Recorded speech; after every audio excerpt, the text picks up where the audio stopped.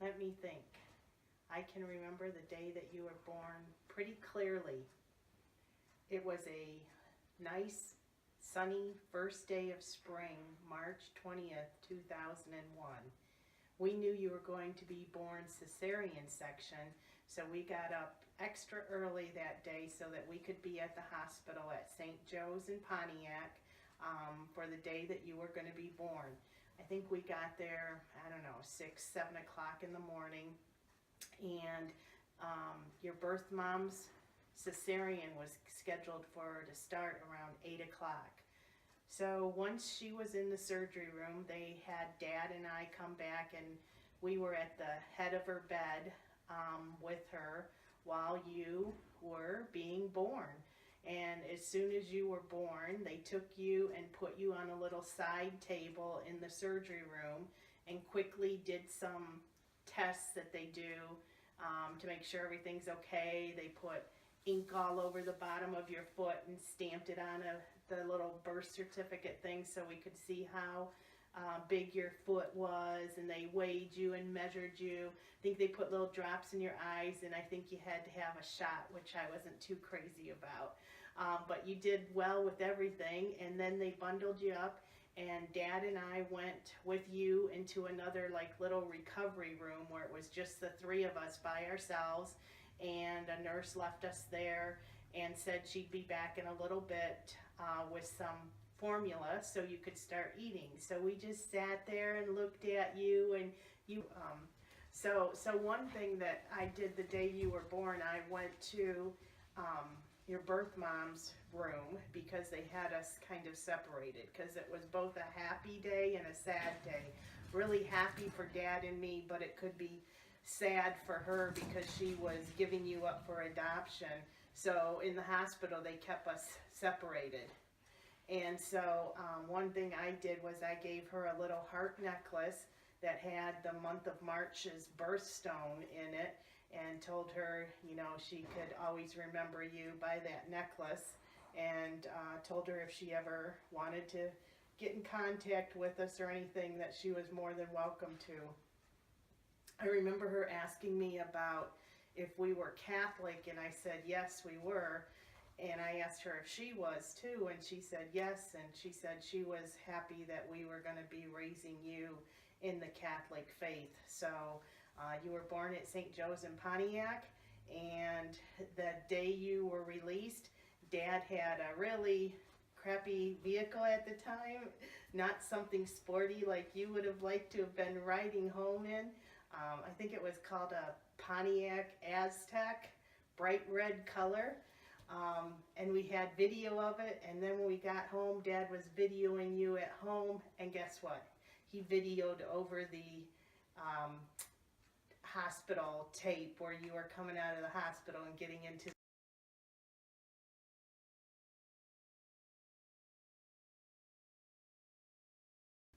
our favorite memory, or my favorite memory. There's so many to choose from, but I guess I have to pick one from, there's a couple of them. You have always been such a car person that I can remember when you could hardly speak, you went through a book of a magazine filled with cars and SUVs, and you were going through it as fast as you could, and you'd land out a page and say, Dada. You'd turn the page and say, Dada. You'd turn the page and say, Dada. And I had no idea what you were doing. And then when Dad got home, I said, I don't know what Andrew's doing, but we picked up this magazine at the Meijer grocery store, and he wouldn't let me put it back, so I had to buy it. And I said, he's going through it, and he's picking pages and saying, Dada. So Dad looked at it, and he said, those are all the different vehicles I've had home over the last several weeks, because Dad did competitive vehicle analysis for GM. So it was pretty amazing at a very young age where you couldn't even really speak. You were able to go through and identify cars that Dad had home, just sometimes for even a couple of days.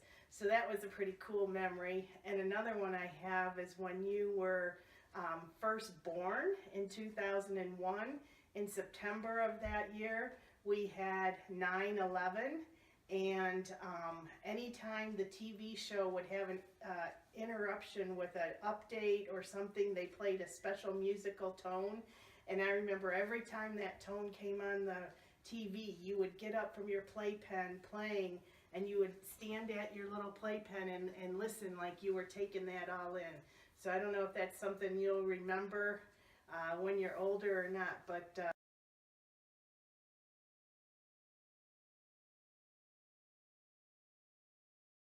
how did we decide on your name? Picking a name was something really important because, you know, that's something that's with you for the whole rest of your life. I remember Dad was teasing Grandma and Nana all the time that your name was going to be Darius or Dismas, and they had a fit. They're like, you're not going to name that little baby that. And Dad kept saying, yes, he was. But anyway, we kept it a surprise from all the family members what your name was going to be. But one day, Dad and I sat through and went through a baby book for boys' names from A to Z. And there were a few names we liked, but you being one of the younger nephews of the family, cousins, a lot of names had already been picked that we kind of liked. So we were going through the baby book, and we came on Andrew, and we're like, wow, we really like that name. And then Dad and I knew some Andrews, and all those people we knew were nice, good people, and we're like, it's a nice, strong name. It's one of the apostles' names, and if Andrew wants to change it when he gets bigger, he could always go by Drew or Andy, whatever fit his personality. So we thought that would be a great name. And then, of course, we knew what his middle name was going to be right from the start, more so than we did his first name. His middle name was going to be the same as Dad's, which is Gerard, which has always been a really important name in my family because Nana had started the St. Gerard Study Club. St. Gerard was a patron saint for mothers and expectant mothers and that kind of thing. So it just happened to be Dad's middle name also, and we knew we were going to name your middle name Gerard. So we knew you were going to be Andrew Gerard Gardner before we ever went to the hospital and you were born. So we were ready when they came around with the birth certificate asking us what your name was going to be.